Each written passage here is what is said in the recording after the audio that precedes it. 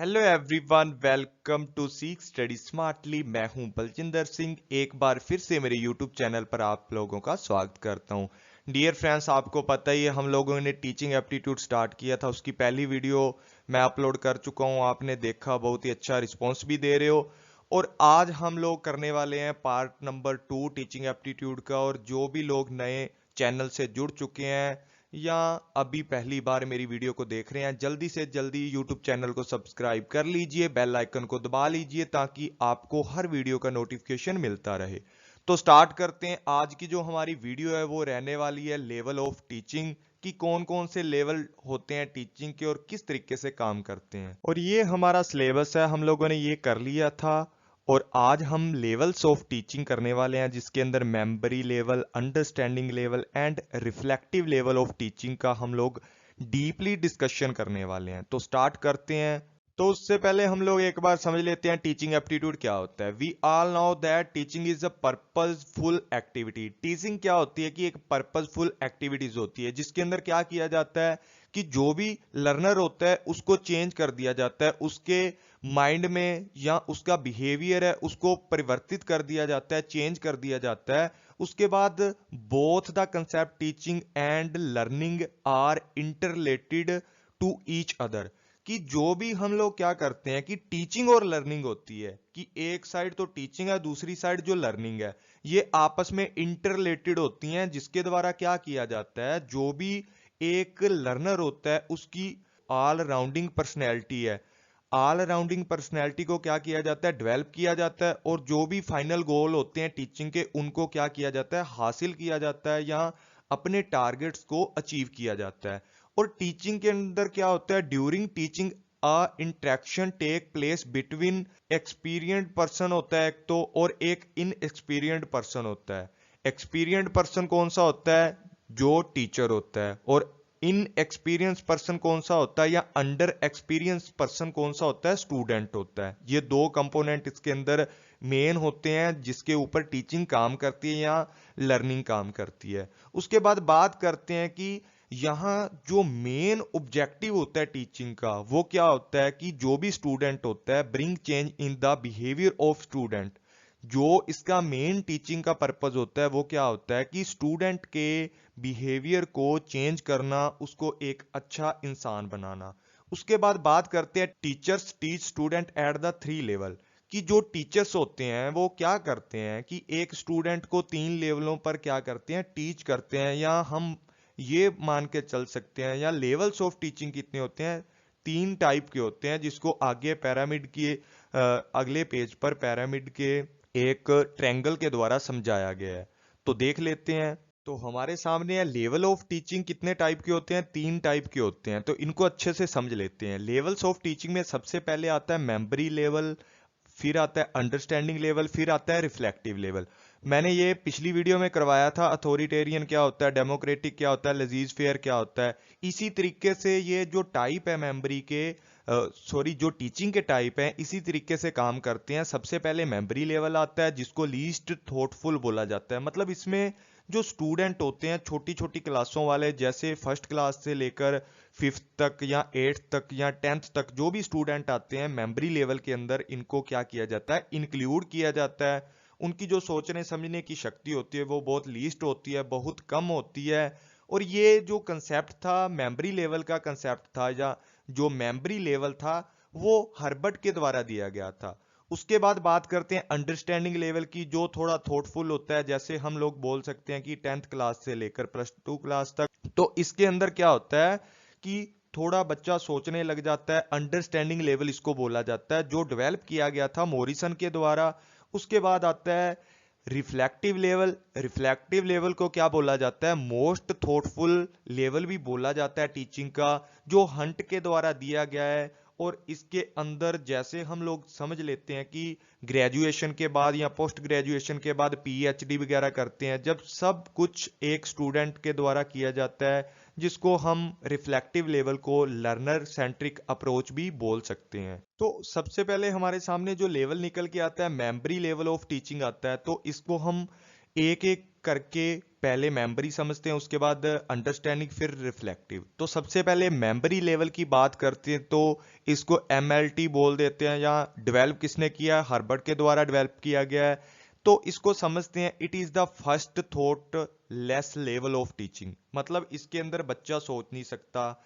दूसरी बात ये है कि ये पहला लेवल है किसका, लेवल्स ऑफ टीचिंग का पहला लेवल है। इसके अंदर स्टूडेंट है क्या है, उसकी विचारण शक्ति होती है या सोचने की शक्ति होती ही नहीं है, क्योंकि नर्सरी क्लास हो गया, एलकेजी हो गया, वहां क्या सोचेगा बच्चा।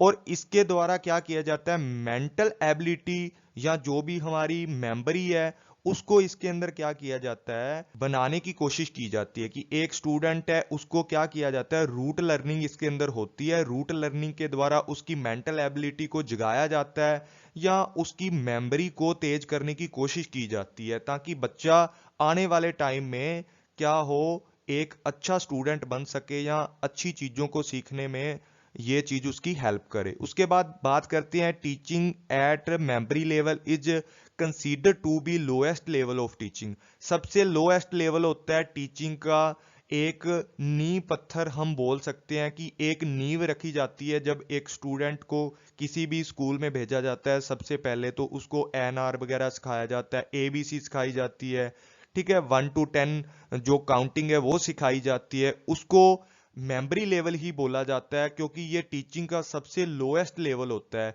उसके बाद एट दिस लेवल, इस लेवल पर क्या क्या चीजें होती हैं कि जो थिंकिंग एबिलिटी होती है ना, वो बिल्कुल भी रोल प्ले नहीं करती किसी भी तरीके से। जो एक स्टूडेंट होता है, बिल्कुल छोटा चाइल्ड होता है, बच्चा बोल सकते हैं जिसको हम, उसकी किसी भी तरीके की कोई भी थिंकिंग एबिलिटी काम नहीं करती। वो किसी भी तरीके से अपनी थिंकिंग को यूज नहीं कर सकता। जैसा एक टीचर बोलता है उसी तरीके से वो स्टूडेंट करता है। तो यहां पर क्या करता है, student only cram and the fact, मतलब क्रैमिंग करता है, वो रट्टाबाजी करता है। यहां पर कोई भी चीज उसको सिखा दी जाती है, एक एक बोलता है, दो दो बोलता है, ठीक है, इस तरीके से वो पीछे पीछे रट्टा मारता है, किसी भी चीज को क्रैमिंग करता है, रूट लर्निंग करता है इसके अंदर।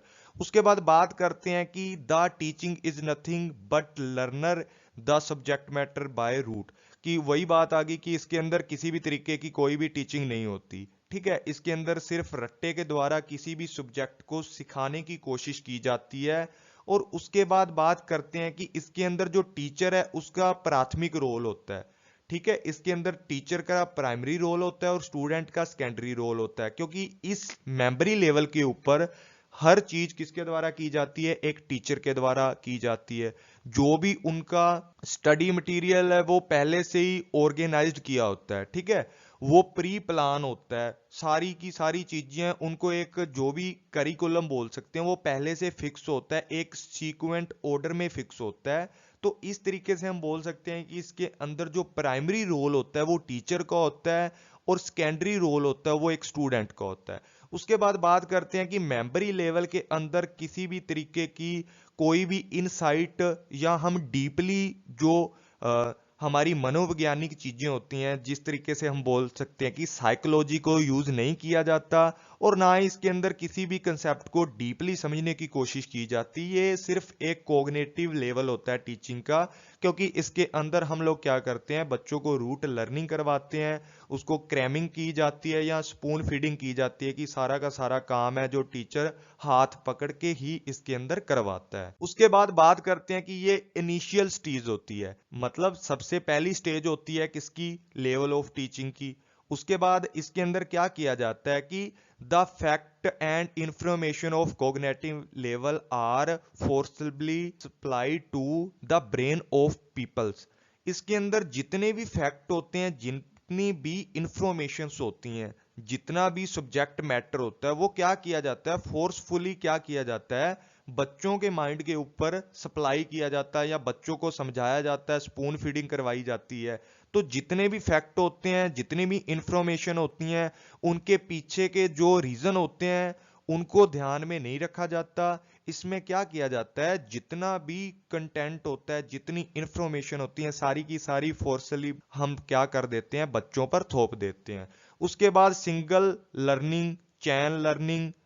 यहां पर एक बात और होती है कि इसके अंदर जो भी सिंगल लर्निंग होती है। सिंगल लर्निंग कैसे होती है कि हम लोग क्या करते हैं, जब स्टिमुली देते हैं किसी भी स्टूडेंट को, क्या करते हैं, कुछ भी बोलेंगे तो वो उसके बदले में रिस्पॉन्स करेगा। जैसे मैंने पहले ही बताया कि हम लोग बोलते हैं कि ए, तो ये स्टिमुलीज होगी उसके लिए, और इसका रिस्पॉन्स बच्चा बाद में देगा साथ की साथ कि ए। ठीक है, हम लोग बोलेंगे ए फॉर एप्पल, बच्चा भी बोलेगा ए फॉर एप्पल, क्योंकि इसके अंदर किसी भी तरीके की जो एबिलिटी है वो यूज नहीं करवाई जाती बच्चे की, क्योंकि बच्चा इतना समझदार होता ही नहीं है।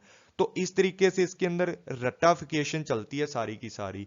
The teaching is subject centric, इसके अंदर सब्जेक्ट पे ध्यान दिया जाता है कि आज इसको गिनती पढ़ानी है या जो भी है, सारे के सारे काम है वो एक टीचर के द्वारा सब्जेक्ट सेंट्रिक अप्रोच को यूज करके करवाए जाते हैं। इसके अंदर ऑब्जेक्टिव टाइप ज्यादा क्वेश्चन यूज किए जाते हैं, और इसके अंदर ऐसे टाइप भी यूज किया जाता है। कब किया जाता है, जैसे बच्चा 5th क्लास से या 10th क्लास तक है तो उस टाइम पे ऐसे टाइप यूज किया जाता है बच्चे का एवेल्युएशन करने के लिए। 5वीं क्लास में, 6ठी क्लास में, 7वीं क्लास में, 8वीं क्लास में जब भी बच्चा जाता है तो हमें एक ऐसे टाइप चीजें भी मिलती हैं, या अब तो 4th क्लास से ही स्टार्ट होने लगी हैं ऐसी चीजें। तो उसके बाद बात करते हैं, this level has the maximum level of motivation. यहाँ पर अधिकतम प्रेरणा की जरूरत होती है, बच्चे को ज्यादा मोटिवेशन करने की जरूरत होती है, क्योंकि ये इनिशियल स्टेज होती है, फर्स्ट स्टेज होती है। अगर बच्चा यहाँ से आदत डाल रहता है, पहली क्लास से लेकर 5वीं क्लास तक अगर बच्चा पढ़ने लग जाए, बच्चा स्कोरिंग करने लग जाए, धीरे धीरे वो 5वीं से 10वीं क्लास तक जाता है, वहां पर बच्चा अगर अच्छे से मोटिवेट हो जाए तो क्या होता है कि बच्चे का एक जो बेस होता है वो इतना स्ट्रोंग बन जाता है कि आगे आने वाली ग्रेजुएशन, पोस्ट ग्रेजुएशन, +2, ठीक है, उसके अंदर बहुत अच्छे से वो बच्चा परफॉर्मेंस करने लग जाएगा। अगर उसको इस इनिशियल स्टेज पर, इस प्राइमरी स्टेज पर, जिसको मेमोरी लेवल ऑफ टीचिंग बोला जाता है, अगर इस स्टेज पर उसको अच्छा मोटिवेशन मिले तो उसको क्या हो जाता है कि एक अच्छा बेस उसका बन जाता है, और आने वाले टाइम में उसको बहुत ही ज्यादा बेनिफिट होता है, उसकी परफॉर्मेंस है इंक्रीज होने लग जाती है। और दूसरी बात यह है कि यहां पर जो मोटिवेशन है वो एक्सटर्नल दिया जाता है, क्योंकि जो मोटिवेशन होता है बच्चे को अंदर से तो आएगा नहीं, बच्चे का तो मन यही करता है कि वो सारा दिन कुछ ना कुछ खेलता रहे, कार्टून देखता रहे। लेकिन जो एक्सटर्निक मोटिवेशन है वो कौन दे सकता है, टीचर दे सकता है। एक्सटर्नल मोटिवेशन किसके द्वारा दिया जाएगा, यहां पर एक टीचर के द्वारा दिया जाएगा, और टीचर उसको मोटिवेट करेगा तो वो मेमोराइजेशन का यूज करेगा या रूट लर्निंग का यूज करेगा, घर आके पढ़ेगा। 10-10, 12-12 बार छोटे बच्चे दिन भर ही पढ़ते रहते हैं, जिनको ज्यादा मोटिवेट कर देते हैं वो सारा दिन ही 1 2 3 4 5 ऐसे गिनती को या ABC को, ठीक है, ऐसे वो यूज करते रहते हैं, मेमोराइजेशन करते रहते हैं, रूट लर्निंग करते रहते हैं, हर चीज को रटते रहते हैं। उसके बाद बात करते हैं objective of memory level of teaching, कि मेमोरी लेवल ऑफ टीचिंग के जो ऑब्जेक्टिव है किस तरीके से है। सबसे पहली बात तो ये है कि यहाँ जो भी मेन ऑब्जेक्टिव आता है, the main objective of teaching is impart knowledge and information to learner, कि एक स्टूडेंट आता है हमारे, कोई भी स्कूल है वहां कोई भी स्टूडेंट जाता है, वहां अच्छी इंफॉर्मेशन लेने जाता है, अच्छी नॉलेज लेने जाता है, ताकि उसका फ्यूचर बन सके या वो कुछ ना कुछ नया सीख सके। ठीक है, नॉलेज और information gaining by the learning is factual in nature, वो नेचुरली जो चीजों को सीखना चाहता है, उसका ये मतलब नहीं है कि इसके पीछे क्या लॉजिक है, ठीक है, क्या रीजनिंग बन रही है इसकी, वो ऐसी चीजें नहीं सीखता मेमोरी लेवल पर। वो सिर्फ क्या करता है, एक नॉलेज को गेन करना चाहता है, क्या करता है, रट्टाफिकेशन लगाता है, यहां पर रूट लर्निंग करता है, क्रैमिंग करता है, या मेमोराइजेशन करके वो क्या करता है, नॉलेज को हासिल करता है, इंफॉर्मेशन को गेन करता है। उसके बाद बात करते हैं, it cover only the knowledge based objective of Bloom taxonomy at the level, कि इसके अंदर क्या बात की जाती है कि जो ब्लूम टैक्सोनॉमी है ना, हमारा एक इसका मॉडल है ब्लूम टैक्सोनॉमी का, तो इसको भी आगे आने वाली वीडियो में हम लोग कवर करेंगे कि ब्लूम टैक्सोनॉमी क्या है, किस तरीके से काम करता है। इन्होंने बताया कि सबसे पहले क्या करता है, एक स्टूडेंट क्या करता है, किसी भी चीज को आइडेंटिफाई करता है, आइडेंटिफाई करने के बाद वो क्या करता है, उसको रिकॉल करता है। रिकॉल कैसे करता है, मेमोराइजेशन से, रूट लर्निंग से, क्रैमिंग से, ठीक है। उसके बाद वो जो भी ऑब्जेक्ट उसने सीखा होता है उसको बार बार क्या करता है, रिटेन करके रखता है अपने माइंड में। रिटेन कैसे करेगा, रूट लर्निंग से करेगा। सारी की सारी बात यहाँ ये है कि एक स्टूडेंट जो स्कूल में जाता है, छोटा बच्चा होता है, मेमोरी लेवल पर उसको जब टीचिंग करवाई जाती है, सबसे पहले क्या करता है, वो किसी भी चीज को देखता है, देखने के बाद क्या करता है, रिकॉल करवाया जाता है, उसको रिवीजन करवाया जाता है, रिकॉल करा के उसके बाद क्या किया जाता है, उसके माइंड में उसको टिकाने की क्या करते हैं, कोशिश करते हैं, रिटेन करके रखते हैं उसके माइंड में। उसके लिए किसका यूज किया जाता है, रूट लर्निंग का यूज किया जाता है, मेमोराइजेशन का यूज किया जाता है।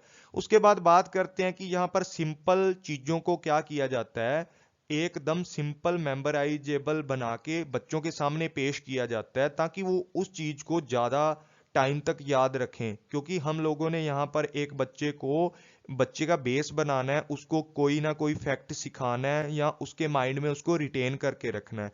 तो इसके लिए क्या किया जाता है, ज्यादा से ज्यादा सिंपल चीजों को बच्चों के सामने रखा जाता है। जैसे जो भी आपको पता है, छोटे छोटे बच्चों के लिए क्या आते हैं, कायदे आते हैं, जिसको हम बोल देते हैं कि छोटी रंगीन बुक्स आती हैं, जिसके अंदर ए फॉर एप्पल, साथ में एप्पल बना रखा है, ठीक है, बी फॉर बॉय, साथ में एक बच्चा उसकी फोटो लगा रखी है। तो इस तरीके से हम एक ज्यादा लंबे टाइम तक याद रखने के लिए हम क्या करते हैं, फोटोज का यूज करते हैं, ताकि बच्चा उसको सीख सके, बच्चे को एक पहचान आ सके, बच्चा रिकॉल कर सके, उस चीज को रिटेन करके रख सके। उसके बाद बात करते हैं, the subject matter is well organised and simple in nature.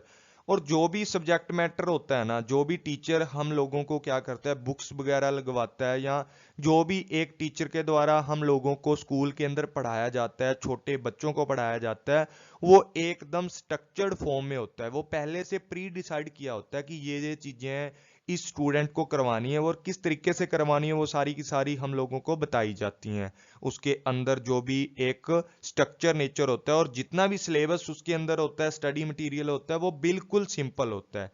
उसके बाद बात करते हैं, subject matter include the information about simple concept, term and elements related to different things of the world around us. कि हमारे जो भी सब्जेक्ट मैटर होते हैं उसके अंदर सिंपल कंसेप्ट होते हैं, टर्म होती हैं, एलिमेंट्स होते हैं, और जो भी हमारे वर्ल्ड के अंदर डिफरेंट डिफरेंट थिंक होती हैं जो बच्चों को सिखाई जानी चाहिए, वो सारी की सारी थिंग्स इसके अंदर इंक्लूड की जाती हैं। आपको पता ही है इसके अंदर स्ट्रक्चर्ड क्या होता है, बहुत सारा जितना भी हमारा स्टडी मटेरियल होता है पहले से ही स्ट्रक्चर्ड होता है, और फैक्चुअल मटेरियल को इसके अंदर यूज किया जाता है ताकि बच्चे को आने वाले टाइम में भी हेल्प हो सके। उसके बाद बात करते हैं कि method use at the memory level, कि मेमोरी लेवल पर हम किस तरीके के मेथड्स को यूज करते हैं और किस किस तरीके से वो मेथड्स काम करते हैं। तो सबसे पहले हम बात करते हैं कि एक टीचर के द्वारा 3-4 मेथडों का इसके अंदर यूज किया जाता है। तो सबसे पहले क्या होता है, ड्रिल। तो ड्रिलिंग मेथड इसको बोल सकते हैं। ये देखो इस तरीके की ये ड्रिल है, इससे ये मेथड बना है। मतलब हम बोल सकते हैं ये ड्रिल है ना, ड्रिलिंग से ही ये मेथड बना हुआ है। कैसे बना है, क्योंकि इसके अंदर ये चीज बहुत ज्यादा मतलब घूमती है या रिपीटेशन होती है। तो बच्चों को भी क्या करवाया जाता है, क्रैमिंग करवाई जाती है, रूट लर्निंग करवाई जाती है। तो सबसे पहला जो मेथड है वो ड्रिलिंग का यूज किया जाता है, जिसका जो मेन क्या पर्पज होता है इसके अंदर, कि बच्चों को ज्यादा से ज्यादा ड्रिलिंग करवाई जाती है, रिपीटेशन करवाया जाता है, प्रैक्टिस करवाई जाती है। जैसे बच्चों को जोर जोर से, छोटे स्कूलों में अगर देखा हो कि बच्चों को जोर जोर से पढ़ाते हैं, A for apple, B for boy, C for cat, इस तरीके से पढ़ाते हैं, तो उनकी वो ड्रिलिंग करवाई जाती है, रिपीटेशन करवाया जाता है, ताकि वो बच्चे को आने वाले टाइम में प्रॉफिट हो, या बच्चे को आने वाले टाइम में उनकी जो परफॉर्मेंस है उनको ज्यादा से ज्यादा मजबूत किया जाए। उनको मेमोराइजेशन करवाया जाता है मटेरियल को। उसके बाद बात करते हैं रिव्यू और रिवीजन। आपको पता है कि 5th क्लास के बाद 6th क्लास 7th क्लास जाते हैं जब हम लोग, तो मतलब एक मीडियम स्कूल में जाते हैं जहां पर हम लोग 5th क्लास के आफ्टर ज्वाइनिंग करते हैं। तो क्या होता है वहां पर कि बच्चों को क्या किया जाता है, हर चीज के लिए रिवीजन के लिए कुछ ना कुछ घर का काम, होमवर्क देना है। तो बच्चे को स्कूल में भी पढ़ाया जाता है, साथ में उनको नए एक्सपीरियंस के लिए, नई नई चीजों को डेवलप करने के लिए, बच्चों की नई स्किल को डेवलप करने के लिए, या उनको छोटी छोटे जो क्वेश्चन दे दिए जाते हैं जैसे मल्टीप्लिकेशन के, ठीक है, ऐड के क्वेश्चन दे दिए जाते हैं। उसके बाद जो माइनस के क्वेश्चन दे दिए जाते हैं, या किसी भी तरीके से उनकी जो एबिलिटी है उनको इम्प्रूव करने के लिए इसके अंदर क्या किया जाता है, पहले बच्चों को स्कूल में क्लासेज में पढ़ाया जाता है, उनको जोड़ घटा के जो क्वेश्चन सिखाए जाते हैं, गुना भाग करना सिखाया जाता है, मल्टीप्लाई और डिवाइड करना सिखाया जाता है। उसके बाद क्या किया जाता है, उनको बोला जाता है कि ये काम आपको घर से करके लेके आना है। बच्चे की कॉपी पे हम लोग क्या कर देते हैं, क्वेश्चन दे देते हैं। तो बच्चा क्या करता है, उस चीज को घर आके करता है, भी मैंने, मेरा होमवर्क है, मैंने करके जाना है। तो वहां क्या होता है, बच्चे की रिवीजन हो जाती है। एक तो कि जो उसको कंसेप्ट आज स्कूल में सिखाया है उसको घर आके करेगा तो उसकी रिवीजन हो जाएगी। और दूसरा रिव्यू क्या होगा कि बच्चा जब क्वेश्चन को करके लेके जाएगा, अगर तो वो सही करके लेके जाएगा तो मतलब बच्चा सही काम कर रहा है, उसको नया कंसेप्ट सीखने को मिल रहा है। अगर बच्चे को कंसेप्ट बच्चे का सही नहीं है तो उसका क्वेश्चन गलत जाएगा। तो जो टीचर होता है उसको एक रिव्यू मिल जाता है कि सामने वाले बच्चे कहाँ गलती कर रहे हैं। तो रिव्यू और रिवीजन का इसके अंदर यूज किया जाता है इस मेथड के अंदर। उसके बाद क्या किया जाता है, आस्किंग क्वेश्चन, मतलब आस्किंग क्वेश्चन टेक्निक को यूज करके क्या किया जाता है, बच्चों को एग्जामिन किया जाता है, बच्चों का पता लगाया जाता है कि बच्चों ने, जो बच्चों को नॉलेज सिखाई गई है, उन बच्चों ने कहां तक वो नॉलेज सीख ली। मतलब एक रिव्यू टाइप का हम बोल सकते हैं कि हम लोग बच्चे से क्वेश्चन पुट करते हैं कि बेटा 2 और 2 कितने होते हैं, बच्चा बोलता है सर 4 होते हैं। तो मतलब इसका वो बच्चा, जो भी हम लोग उसको मेथड सिखा रहे हैं, एडिंग का मेथड सिखा रहे हैं, वो बच्चा उसको क्या कर रहा है, साथ की साथ कैप्चर कर रहा है, उसको नॉलेज आनी स्टार्ट हो गई है। तो हम क्वेश्चन का यूज करके, क्वेश्चन पूछ के बच्चों से, आस्किंग क्वेश्चन टेक्निक को यूज करके हम लोग ये पता कर सकते हैं कि बच्चे को कितनी नॉलेज हो गई है। ये सारे के सारे जो मेथड हैं कहाँ यूज किए जाते हैं, मेमोरी लेवल ऑफ टीचिंग में इनका यूज किया जाता है। उसके बाद बात करते हैं classroom implication of teaching at the memory level, कि मेमोरी लेवल के ऊपर किस तरीके से जो हमारा क्लासरूम है उसको चलाया जाता है, किस तरीके से क्लासरूम को इंप्लीकेशन किया जाता है। सबसे पहली बात तो इसके अंदर सब्जेक्ट मैटर की आती है कि जो भी हमारा सब्जेक्ट मैटर होता है वो एकदम वेल ऑर्गेनाइज्ड होता है, स्ट्रक्चर्ड होता है। और बच्चों को सिर्फ सब्जेक्ट मैटर के दौरान, जो भी हम सब्जेक्ट मैटर को स्ट्रक्चर करते हैं उसके अकॉर्डिंग ही बच्चों को क्या किया जाता है, पढ़ाया जाता है। उसके बाद बात करते हैं कि लर्निंग इज शॉर्ट टर्म, कि यहाँ पर लर्निंग शॉर्ट टर्म के लिए होती है। क्यों होती है, क्योंकि यहाँ पर क्या करते हैं, हम रूट लर्निंग करते हैं। किसी भी प्रभावी तरीके से हम लोग क्या नहीं करते, यहाँ पर कोई भी अच्छा मेथड यूज नहीं करते, कुछ भी फैक्ट नहीं सीखते, ना एबिलिटी को जगाते हैं। क्योंकि बच्चा एकदम छोटे लेवल पर अभी हमारे पास स्कूल में आया होता है, वो ज्यादा चीजें नहीं सीख सकता। तो इसके अंदर किसी भी तरीके का इम्पैक्ट नहीं पड़ता बच्चे की पर्सनैलिटी पर। बस ये है कि अगर इस लेवल पर बच्चा अच्छा परफॉर्मेंस करने लग जाता है तो आने वाले टाइम पर उसकी जो पर्सनैलिटी है वो डेवलप होना स्टार्ट कर देती है। उसके बाद बात किया जाता है कि यहाँ पर बच्चों पर जो बहुत ही ज्यादा दबाव दिया जाता है, स्ट्रेस होती है बच्चों पर, क्योंकि बच्चों को हाथ पकड़ के काम करवाया जाता है। अगर बच्चा नहीं करना चाहता तो भी उसको करवाया जाता है। मतलब एकदम से यहाँ पर एक कठिन कार्य होता है, टीचर्स के लिए भी और स्टूडेंट के लिए भी। रिजिड फॉर्म इसको मान सकते हैं हम लोग मेमोरी लेवल को, कि टीचिंग की एक रिजिड फॉर्म है, एक कठोर लेवल इसको माना जाता है। उसके बाद बात करते हैं कि मोटिवेशन, यहाँ पर जितना भी मोटिवेशन होता है वो एक्सटर्नल दिया जाता है, क्योंकि स्टूडेंट की खुद की जो सोच होती है वो एकदम थॉट लेस होता है। बच्चे को कुछ नहीं पता होता उसका अच्छा क्या है, बुरा क्या है। जितना भी मोटिवेशन है वो बच्चा तो काम भी नहीं करके आते। कई बार स्कूल कॉलेज में या हम लोग स्कूल में छोटी क्लासेज वाले बच्चे हैं, काम करके नहीं जाते। लेकिन जो टीचर है उनको क्या करता है कि मोटिवेशन देकर उनको अट्रैक्ट करता है, उनकी जो अटेंशन है वो स्टडी की ओर खींचता है, उनका ध्यान केंद्रित करता है कि वो बच्चे पढ़ें, घर जाके अपना होमवर्क पूरा करें। उसके बाद बात करते हैं टेस्टिंग, कि टेस्टिंग किस तरीके से होती है। आपको होता है पहली से 5वीं क्लास तक थोड़ा ऑब्जेक्टिव टाइप होता है, ठीक है। उसके बाद 6 क्लास से लेकर 10th तक जो ऐसे टाइप या ऑब्जेक्टिव टाइप दोनों का जोल मेल करके, दोनों को बराबर का रखकर हम लोग क्या करते हैं, बच्चों के क्वेश्चन फ्रेम करते हैं, उनसे टेस्टिंग करते हैं, ताकि हम ये पता कर सकें कि जो भी बच्चे को कंसेप्ट सिखाया है वो कितना सीखा है बच्चा, कितना वो रिकॉल कर पा रहा है, कितना रिकग्नाइजेशन कर पा रहा है, जो भी उसको सिखाई गई चीज है उसको कितना कैप्चर कर लिया है उस बच्चे ने। ये सारी चीजें हम लोगों को कहाँ पता लगती है, जब हम लोग क्या करते हैं, टेस्टिंग करते हैं।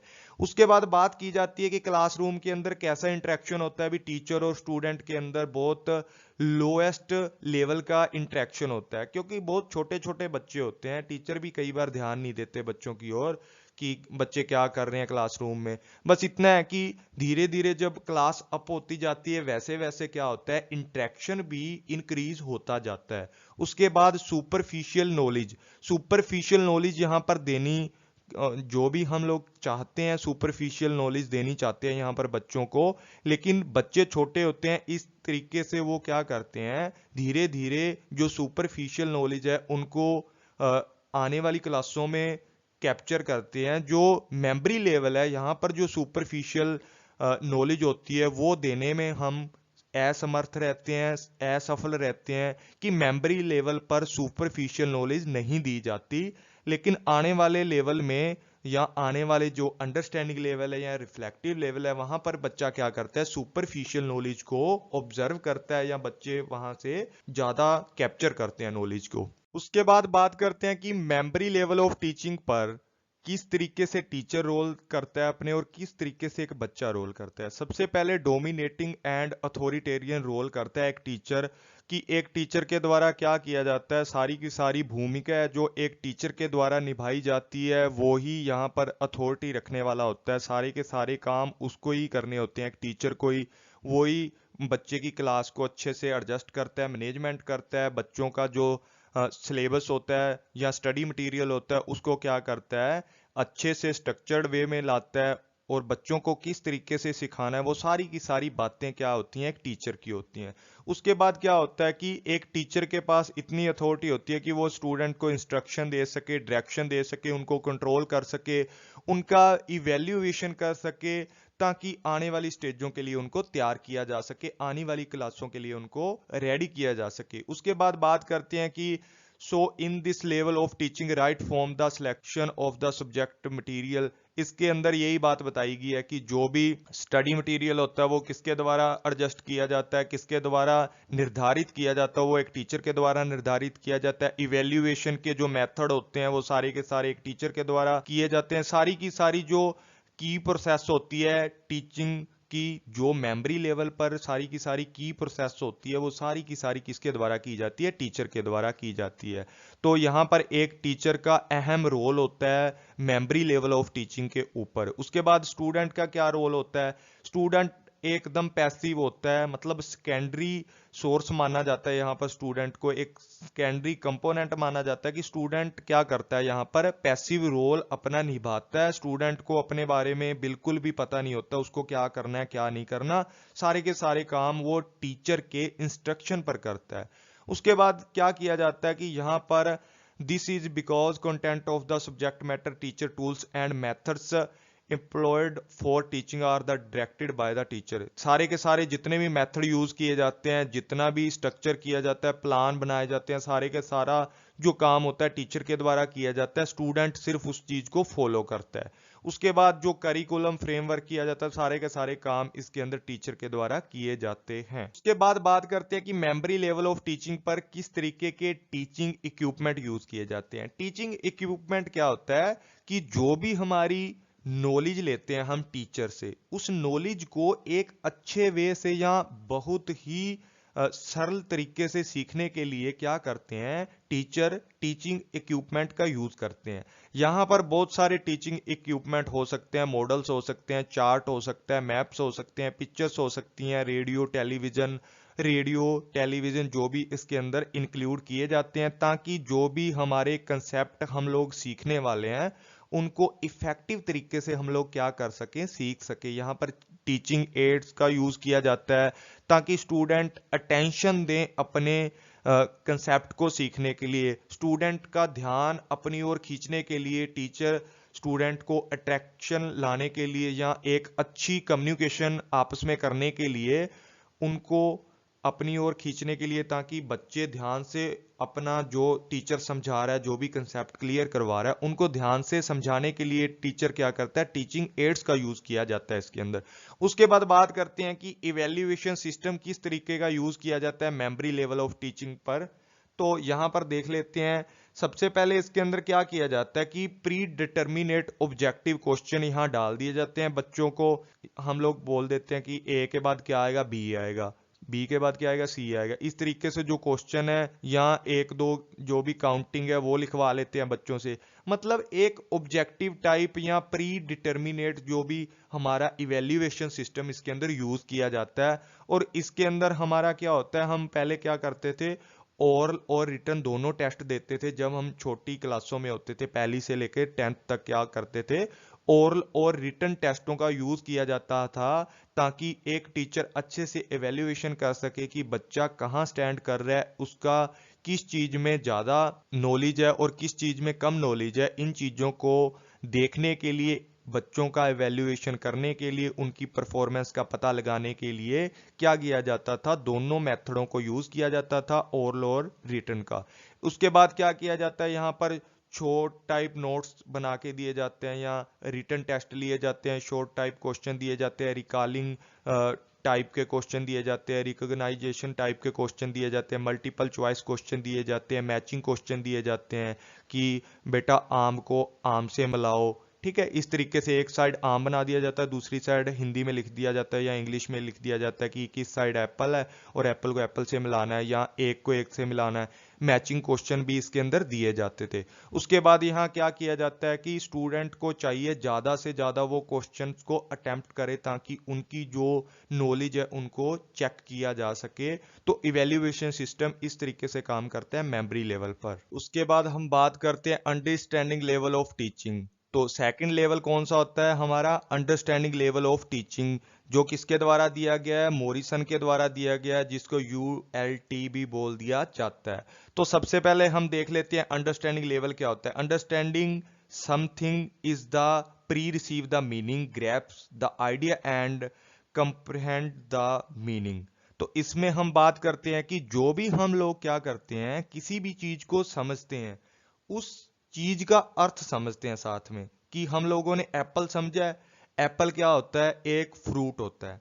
ठीक है, हम लोगों ने कोई भी चीज और देखी, जैसे आर से रोज, तो रोज क्या होता है भाई, एक फ्लावर होता है। तो हम लोग क्या करते हैं, यहां पर किसी चीज को पढ़ने के साथ साथ उसका मतलब समझना स्टार्ट कर देते हैं, उसको एक अच्छे तरीके से अंडरस्टैंड करना स्टार्ट कर देते हैं कि ये फैक्ट है वो किस तरीके से काम करता है। तो इसके अंदर बहुत सारी जो चीजें यूज की जाती हैं। सबसे पहले seeking the total use of fact. हम लोग ये देखते हैं कि ए फॉर एप्पल है, साथ में ए फॉर एरोप्लेन है। मतलब जो चीज हम सीख रहे हैं, उसको फैक्ट को सीखने के बाद उसके यूजेस देखते हैं कि इसको कहां कहां यूज कर सकते हैं। उसके बाद बात करते हैं सीकिंग रिलेशनशिप। रिलेशनशिप भी देखा जाता है। कैसे देखा जाता है कि हम लोग जैसे दो और दो चार होते हैं, ठीक है, ए के बाद बी आएगा, बी के बाद सी आएगा। और भी बहुत चीजों के रिलेशनशिप इसके अंदर चेक किए जाते हैं। या उसके बाद जर्नलाइजेशन इनसाइड, किसी चीज को डीपली सीखना स्टार्ट कर देते हैं हम लोग यहाँ पर। अंडरस्टैंडिंग लेवल का मतलब अब बच्चा समझदार हो चुका है, ठीक है, 10th क्लास के बाद स्टैंड करने लगा, +2 क्लास में आ गया या ग्रेजुएशन में आ चुका है। और बच्चा क्या करता है, यहाँ पर दो चीजों के रिलेशनशिप को चेक करना स्टार्ट कर देता है। जैसे हम लोग इकोनॉमिक्स के अंदर पढ़ते हैं ना +2 में, कि अगर डिमांड बढ़ेगी तो रेट भी बढ़ेगा, अगर डिमांड कम होगी तो रेट भी कम हो जाएगा। इस तरीके से हम लोग क्या करते हैं, किसी भी चीज को डीपली सीखना स्टार्ट कर देते हैं। उसके बाद पढ़ लेते हैं इसके अंदर, the teaching at the understanding level of a higher quality than one of the memory level. कि जो हमारा मेमोरी लेवल है ना, उससे ऊपर वाली स्टेज में हम पहुंच चुके हैं, जिसको हायर क्वालिटी बोला जाता है। कि अंडरस्टैंडिंग लेवल है जो मेमोरी लेवल से हायर क्वालिटी का लेवल है। और यहां पर क्या किया जाता है कि हम लोग बहुत सारी जो मेमोरी लेवल के जो बैरियर्स थे उसको क्रॉस कर जाते हैं, नई नई चीजों को सीखना स्टार्ट कर देते हैं। It is more useful and thoughtful from memory level. कि मेमोरी लेवल तो क्या था हमारा, थॉटलेस था। यहाँ पर बच्चा क्या करता है, सोचना स्टार्ट कर देता है, थॉटफुल होता है, यूजफुल लेवल होता है। क्योंकि यहाँ पर हम लोग क्या करते हैं, जितने भी फैक्ट होते हैं उनका रिलेशनशिप सीखते हैं या उनको डीपली समझने की कोशिश करते हैं। उसके बाद बात करते हैं कि at this level of teaching the teacher explain the student about the relationship between principle and fact and teach them how these principle can be applied। तो यहाँ पर बात करते हैं कि एक टीचर के द्वारा एक स्टूडेंट को क्या कर दिया जाता है, जितने भी प्रिंसिपल्स होते हैं, जितने भी फैक्ट्स होते हैं उनके बारे में डीपली नॉलेज दी जाती है। और बच्चों को जो भी एक कोज एंड रिलेशनशिप होता है, जो भी फैक्ट एंड कोज का रिलेशनशिप आता है, तो उनको समझाने की कोशिश करता है कि भाई 2+2 4 क्यों हुए, 3+2 5 क्यों हुए, 6 और 9 15 किस तरीके से बनते हैं। तो इस तरीके से बच्चों को समझाना स्टार्ट कर दिया जाता है। और उसके बाद बात करते हैं कि इसके अंदर जितने भी प्रिंसिपल हैं उसको किस तरीके से अप्लाई किया जाता है, वो प्रिंसिपल बने कैसे थे, किसने बनाए थे और किस तरीके से काम करते हैं।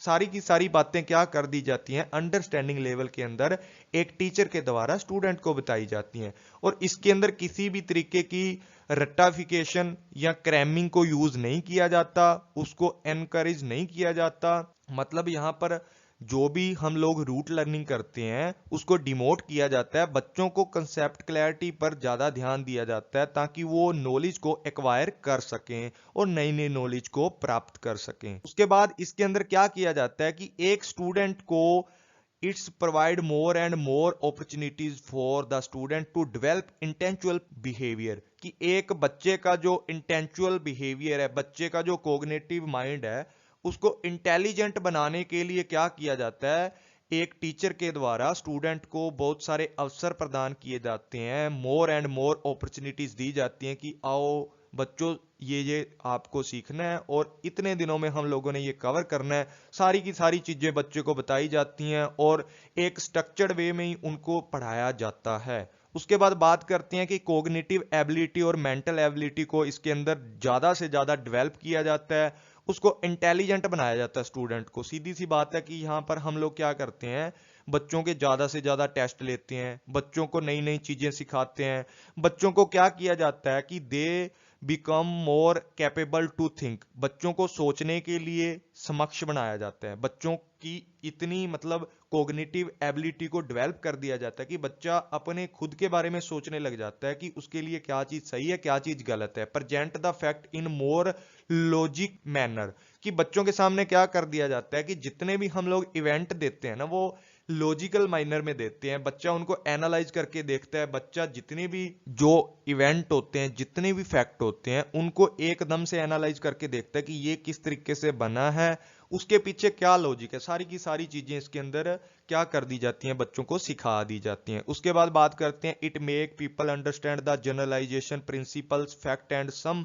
Application part also. यहां पर बच्चों को बताया जाता है कि किस तरीके से हम लोगों ने किन्हीं सिद्धांतों को सीखना है, उनका प्रयोग किस तरीके से करना है, जो भी हमारे फैक्ट हैं वो किस तरीके से अप्लाई होंगे, किस तरीके से यूज करना है। सारी की सारी बातें अंडरस्टैंडिंग लेवल में आती हैं। उसके बाद क्या किया जाता है इसके अंदर, this enable student to have complete command over subject, कि बच्चों को इतना परफेक्ट बना दिया जाता है, उनका इतना डेवलपमेंट कर दिया जाता है ताकि बच्चा अपने सब्जेक्ट के ऊपर, चाहे वो मैथ है, हिंदी है, इंग्लिश है, पंजाबी है, संस्कृत है, जो भी है, बच्चा क्या कर लेता है, इसके ऊपर कमांड हासिल कर लेता है। उसके बाद बात करते हैं in the understanding level role of teacher is more active. भी यहाँ पर स्टूडेंट और टीचर दोनों ही ज्यादा एक्टिव होते हैं, क्योंकि यहाँ पर क्या किया जाता है, बच्चों को काम दिया जाता है, बच्चा खुद से काम को करके आता है। और टीचर क्या करता है, यहाँ पर मोर एक्टिव क्यों होते हैं, क्योंकि बच्चा भी क्वेश्चन पूछना स्टार्ट कर देता है क्लास के अंदर। हम 10th+2 के अंदर हर बच्चा क्वेश्चन करता है कि सर ये क्वेश्चन नहीं आ रहा, किस तरीके से करूं। तो यहाँ पर स्टूडेंट और टीचर है दोनों ही मोर एक्टिव हो जाते हैं, उनका जो एक कम्युनिकेशन होता है वो बहुत ही ज्यादा अट्रैक्टिव हो जाता है क्लासरूम के अंदर। उसके बाद बात करते हैं as a compare to memory level of teaching the understanding level has greater merit. मतलब यहाँ पर हम लोगों को ज्यादा एडवांटेज मिल रही होती है मेमोरी लेवल से, क्योंकि मेमोरी लेवल एकदम थॉटलेस लेवल था, यहाँ पर स्टूडेंट सोच नहीं सकता था। लेकिन जो अंडरस्टैंडिंग लेवल है, यहाँ पर बच्चा क्या करता है, नए नए फैक्टों को सीखता है, नई नई सिचुएशनों के बारे में पता करता है, जर्नलाइजेशन चीजों को सीखने लग जाता है, जो हमारे प्रिंसिपल्स हैं उनको भी फॉलो करने लग जाता है, उनको अप्लाई करने लग जाता है। उसको क्या बोलते हैं, अंडरस्टैंडिंग लेवल बोला जाता है। उसके बाद बात करते हैं कि objective of understanding level of teaching, कि टीचिंग का जो लेवल है, अंडरस्टैंडिंग लेवल है, इसके अंदर किस तरीके के क्या होते हैं, हमारे ऑब्जेक्टिव होते हैं। तो सबसे पहली बात हम लोग देख लेते हैं कि इसके अंदर अंडरस्टैंडिंग ऑब्जेक्टिव हमारा क्या करता है, इसके अंदर आता है। सबसे पहले, it is the understanding of instruction message by the meaning of interpretation, exemplification, classification, comparison, inference of instructional message, कि एक टीचर के द्वारा क्या कर दिया जाता है यहाँ पर, कि अंडरस्टैंडिंग ऑब्जेक्ट को पूरा करने की कोशिश की जाती है। कैसे, कि बच्चों को जो भी मैसेज देना है, जो भी इंस्ट्रक्शन देनी है, वो क्या करता है, एक इंटरप्रिटेशन, हम लोग बोलते हैं ना किसी भी चीज का डाटा इंटरप्रिटेशन करते हैं, तो हमारे सामने जो भी एक स्टेटमेंट होती है, हम लोग क्या करते हैं, उसको सॉल्व करने की कोशिश करते हैं।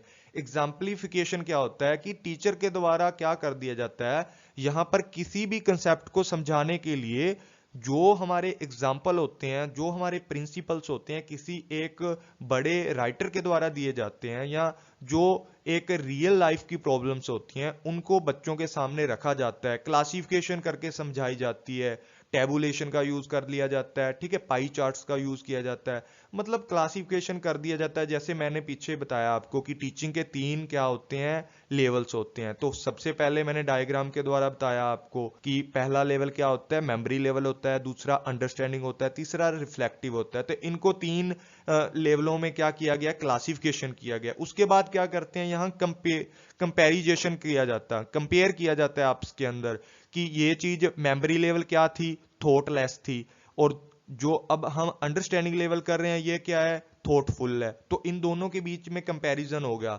और दूसरा, हम लोगों को पता लग गया कि जो मेमोरी लेवल था वो बिल्कुल ही वहां पर जो स्टूडेंट था पैसिव था, लेकिन यहां पर स्टूडेंट एक्टिव होता है।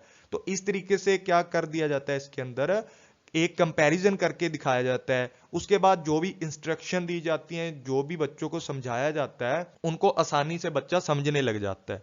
उसके बाद बात करते हैं एप्लीकेशन ऑब्जेक्टिव। एप्लीकेशन ऑब्जेक्टिव क्या होता है, कि यहां पर it include the use of proper procedure of executing and implication the use of principle rules in practical life situation. यहां पर बात करते हैं कि जितने भी हमारे प्रैक्टिकल्स रूल होते हैं, जो भी हमारी रियल लाइफ की प्रॉब्लम्स होती हैं, सिचुएशन होती हैं, उनके ऊपर प्रिंसिपल को अप्लाई करना स्टार्ट कर देता है स्टूडेंट। क्योंकि जो टीचर होता है उसका यही एक ऑब्जेक्टिव होता है अंडरस्टैंडिंग लेवल पर, कि जो एक स्टूडेंट है वो जितने भी प्रोसीजर है, जितनी भी क्लासिफिकेशन है किसी भी चीज के, जितने भी रूल्स हैं, उनको अपनी रियल लाइफ सिचुएशन के ऊपर इंप्लीकेशन करे, उनको रियल लाइफ सिचुएशन समझ के अपने स्टेप बाय स्टेप आगे के जो काम है उनको करना चाहिए।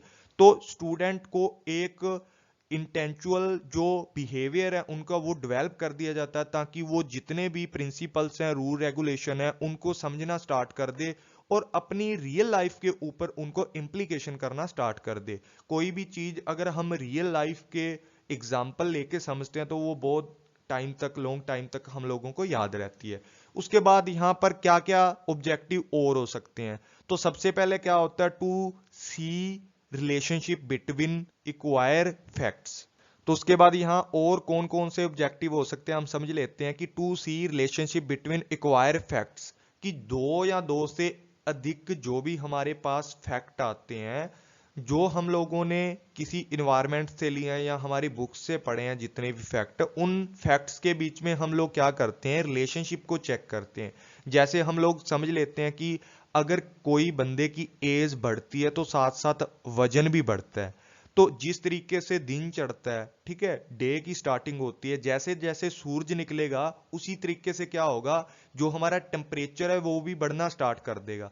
तो हम लोग यहां पर समझ लेते हैं, रिलेशनशिप समझ लेते हैं कि भाई सूरज निकल रहा है ना, तो गर्मी बढ़ने वाली है, टेम्परेचर बढ़ने वाला है। तो ये रिलेशनशिप स्टूडेंट सीखना स्टार्ट कर देता है, क्योंकि प्रिंसिपल है ये तो, कि जैसे जैसे सूरज निकलेगा, सूरज गर्म है, तो साथ में उसकी जो हीटनेस है उसके द्वारा टेम्परेचर क्या हो जाएगा, हाई हो जाएगा।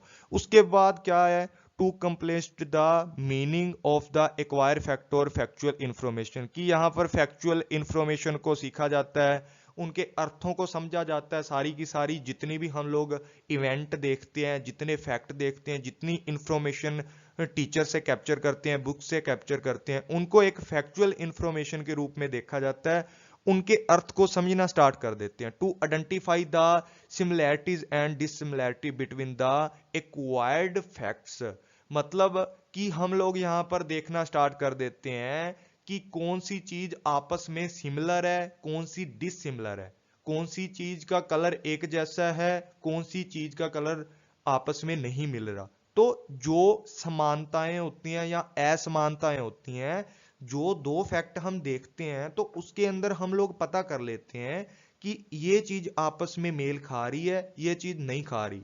तो दोनों की समानताएं या सिमिलैरिटीज एंड डिससिमिलैरिटीज, इनको हम पहचानना स्टार्ट कर देते हैं अंडरस्टैंडिंग पर।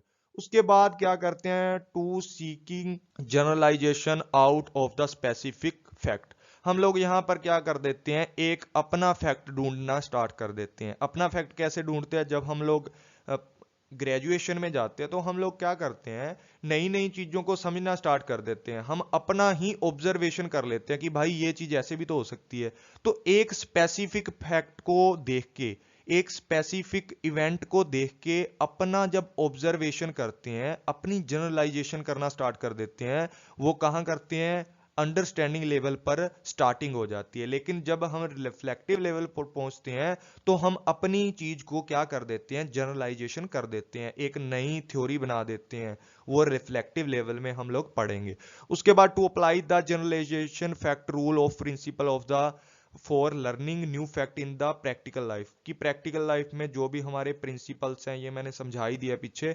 Acquire of requires factual knowledge of the body of fact, यहां पर क्या करते हैं कि जो भी नॉलेज है उसको अच्छे से एक्वायर करते हैं, फैक्चुअल इंफॉर्मेशन इकट्ठी करते हैं बॉडी ऑफ फैक्ट के लिए। किसी भी चीज को समझते हैं, उसकी जो नॉलेज है ना, बहुत ज्यादा डीपली हम लोग क्या कर देते हैं, इनसाइट जाके उस चीज का पता लगाना स्टार्ट कर देते हैं। उसके बाद यहां बात करते हैं नेचर ऑफ सब्जेक्ट, कि यहां पर नेचर कैसा होता है सब्जेक्ट का। यहां पर कैसा हम लोग पढ़ते हैं कि the subject matter is wide and more detail in the compare to the memory level of teaching. यहां पर हम लोग पढ़ते हैं कि जो भी हमारा टीचिंग लेवल है, उससे यहां पर जो भी सब्जेक्ट मैटर होता है, एक तो वाइड होता है, ज्यादा होता है, मोर डिटेल्ड होता है। मतलब यहां पर हम लोग ज्यादा डिटेल में घुसकर किसी भी चैप्टर को पढ़ना स्टार्ट कर देते हैं। जैसे हम लोग क्या करते हैं कि आज तक हम लोगों ने क्या किया था कि +2 से पहले जब हम 1 से 5 क्लास तक क्या करते हैं, 100 तक गिनती करते हैं। लेकिन जब हम 6 से 10th तक जाते हैं तो हम 1000 तक गिनती पढ़ना स्टार्ट कर देते हैं। ठीक है, हम लोग चीजों को जोड़ना स्टार्ट कर देते हैं, उनका रिलेशनशिप देखना स्टार्ट कर देते हैं, और एक ओल्ड नॉलेज से नई नॉलेज को क्रिएट करना स्टार्ट कर देते हैं। और जितने प्रिंसिपल्स हैं, जितनी हमारी रियल लाइफ की सिचुएशंस हैं, उनको भी समझना स्टार्ट कर देते हैं। उसके बाद मेथड कौन कौन से यूज किए जाते हैं। अब मेथड्स की बात करते हैं कि हमारा अंडरस्टैंडिंग लेवल तो आ गया समझ हमें, अब मेथड कौन कौन से यूज किए जाते हैं इसके अंदर।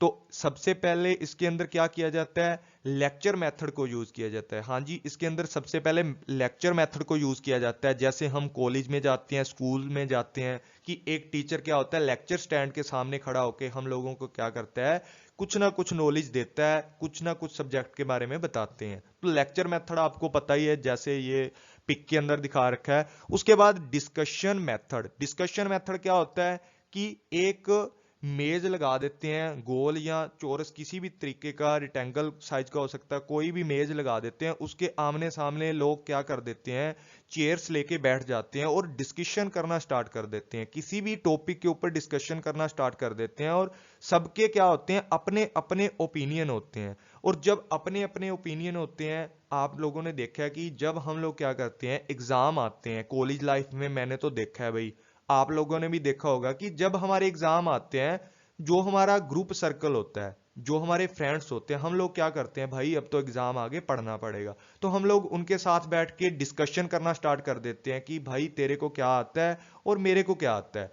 तो वहां क्या करते हैं कि जब एक टॉपिक को पढ़ना स्टार्ट कर देते हैं, तो जो नॉलेज मेरे पास नहीं है वो सामने वाले के पास क्या पता वो नॉलेज हो, तो हम लोग क्या करते हैं, डिस्कशन करते हैं, तो नए नए फैक्ट हमारे सामने निकल के आते हैं जो हम डिस्कशन मेथड के द्वारा सीख लेते हैं, अंडरस्टैंडिंग लेवल पर क्या करते हैं डिस्कशन मेथड का यूज करके। उसके बाद यहाँ पर डेमोन्स्ट्रेशन मेथड का यूज किया जाता है, लेक्चर के साथ साथ डेमो दी जाती है कि भाई कोई चीज कैसे काम करती है। ठीक है, जैसे कोई साइंस की हमारी क्लास थी, यहाँ प्रेजेंटेशन दी है सर ने किसी ने भी, तो वहां डेमो एक चला दी कि किस तरीके से हार्ट काम करता है, ठीक है, किस तरीके से लीवर काम करता है। तो आजकल तो 3D या एनिमेशन द्वारा समझा दिया जाता है, उसको ही हम क्या बोलते हैं, डेमो बोलते हैं।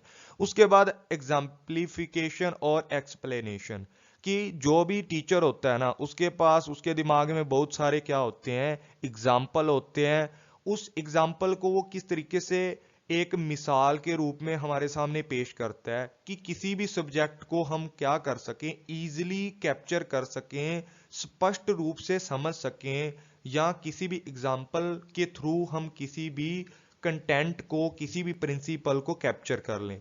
तो क्या होता है, जैसे हम लोगों ने बहुत सारे आगे आने वाले जैसे लर्निंग की थ्योरी पढ़ते हैं, उसके अंदर वो कुत्ता क्या करता है, कंडीशनिंग कर देते हैं उसकी। तो एक एग्जाम्पल दे दिया कुत्ते को कि भाई अगर घंटी की आवाज आएगी तो क्या होगा, रोटी का टुकड़ा भी साथ में आएगा, मांस का टुकड़ा भी साथ में आएगा। तो इस तरीके से एक एग्जाम्पल, घंटी वाला एग्जाम्पल देके हम लोग क्या कर देते हैं, लर्निंग करते हैं कि इस तरीके से बंदा कंडीशनिंग से सीखता है।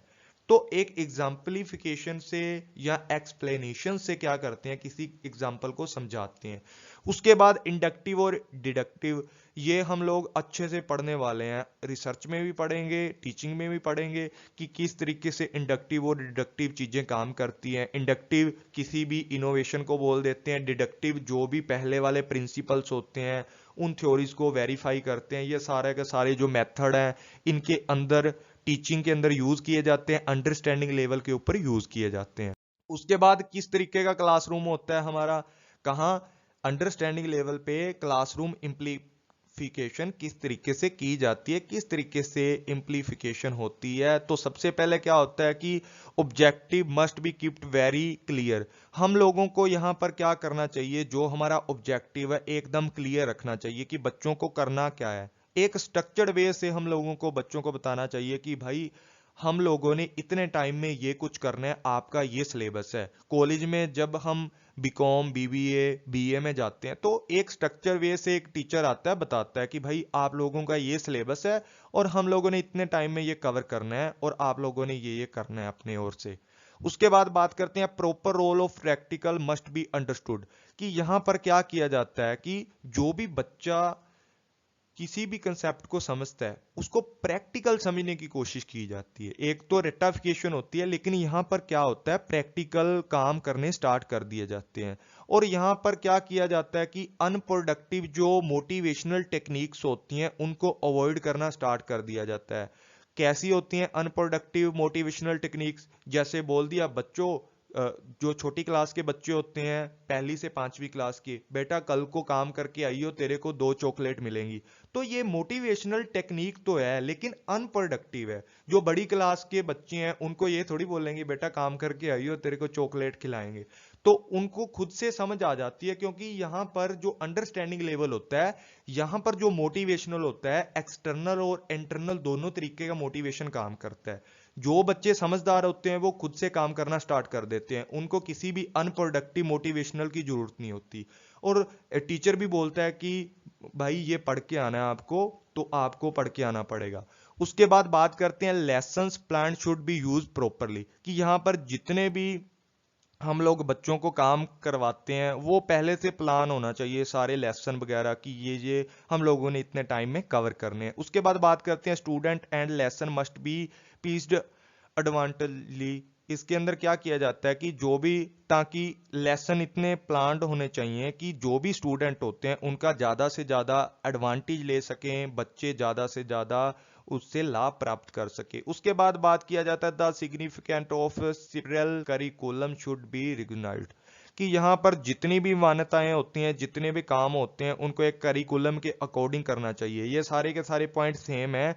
यहाँ पर बोला गया है कि लेसन है वो एकदम से प्लान्ड होने चाहिए। मतलब जो भी काम हम लोगों ने करना है स्ट्रक्चर वे से करना चाहिए, ताकि बच्चों का ज़्यादा से ज़्यादा बेनिफिट हो जाए, और जो भी स्प्रायल करिकुलम भी रिकॉग्नाइज, ताकि जितनी भी धारणाएं या मान्यताएं होती हैं उनको आसानी से यहाँ समझाया जा सके। उसके बाद क्या होता है, programme learning and machine technique should be given fair trial for teaching at the understanding level, कि यहाँ पर बहुत सारे प्रोग्रामिंग चीजों को यूज करके, मशीनी शिक्षा को यूज करके बच्चों को पढ़ाया जाता है। आजकल तो हमारे क्लासरूम है जो स्मार्ट हो चुके हैं, वहाँ कंप्यूटर होते हैं, और उसके ऊपर ही क्या करते हैं टीचर लोग, हमें डेमो वगैरह देते हैं या किसी भी सब्जेक्ट के बारे में पीडीएफ डालते हैं और हम लोगों को पढ़ा देते हैं। तो जो अंडरस्टैंडिंग लेवल होता है इसके ऊपर क्या किया जाता है, मशीन टीचिंग का यूज किया जाता है, या बच्चों को समझाने के लिए किसी प्रोग्राम लर्निंग का यूज किया जाता है। उसके बाद बात करते हैं रोल ऑफ द टीचर, की अंडरस्टैंडिंग लेवल पर किस तरीके से एक टीचर क्या करता है, अपनी भूमिका निभाता है। तो यहाँ पर बहुत ही ज्यादा सिग्निफिकेंट रोल होता है एक टीचर का, क्योंकि यहाँ पर टीचर के द्वारा मटेरियल को जनरेट किया जाता है, बच्चों के अंदर रुचि पैदा की जाती है, बच्चों का इंटरेस्ट इंक्रीज किया जाता है एक टीचर के द्वारा, कि बच्चों ये काम आपको करना है और किस तरीके से करना है। उसके लिए इंटरेस्ट जो इंक्रीज करना है, इंटरेस्ट डेवलप करना है, वो किसके द्वारा किया जाता है, वो एक टीचर के द्वारा किया जाता है। और इसके द्वारा क्या किया जाता है, the sequence of presentation of content, modes of instruction, method use in the evaluation all remain with the power of the teacher, कि एक टीचर के द्वारा क्या किया जाता है कि बहुत सारे जो भी करिकुलम होते हैं उनको सेट किया जाता है, मोड्स ऑफ इंस्ट्रक्शन, कि किस तरीके से बच्चों को गाइड करना है, कौन कौन सा मेथड यूज करना है, किस तरीके से इवैल्यूएशन करना है, सारे के सारे काम कौन करता है, एक टीचर करता है यहाँ पर। और एक स्टूडेंट का या एक लर्नर का क्या रोल होता है हमारे अंडरस्टैंडिंग लेवल पर, यहाँ पर क्या होता है, मोर एक्टिव होता है, और हमारा जो पीछे वाला मेमोरी लेवल था वहां पर क्या होता था, पैसिव होता था। लेकिन अंडरस्टैंडिंग लेवल पर एक स्टूडेंट क्या होता है, मोर एक्टिव होता है। उसके बाद the role of learner more active, he और शी हार्ड वर्क करना स्टार्ट कर देते हैं। जो भी लड़का या लड़की क्लास में पढ़ता है, अंडरस्टैंडिंग क्लास में पढ़ता है, तो वो क्या करते हैं, अंडरस्टैंडिंग लेवल के ऊपर वो मोर एक्टिव हो जाते हैं, मतलब हार्ड वर्क करना स्टार्ट कर देते हैं, कड़ी मेहनत करनी स्टार्ट कर देते हैं। The participation at the level of secondary learner, भी यहाँ पर क्या होता है कि जो हमारा एक स्टूडेंट होता है उसका जो पार्टिसिपेशन लेवल होता है वो सेकेंडरी ही रहता है। पहले में भी सेकेंडरी था, इसमें भी सेकेंडरी रहता है, क्योंकि जितने भी इंस्ट्रक्शन है, जितनी भी रूल रेगुलेशन है, जितना करिकुलम सेट करना है, जितना इवैल्यूएशन के मेथड यूज करने हैं, सारे के सारे कौन करता है, एक टीचर करता है।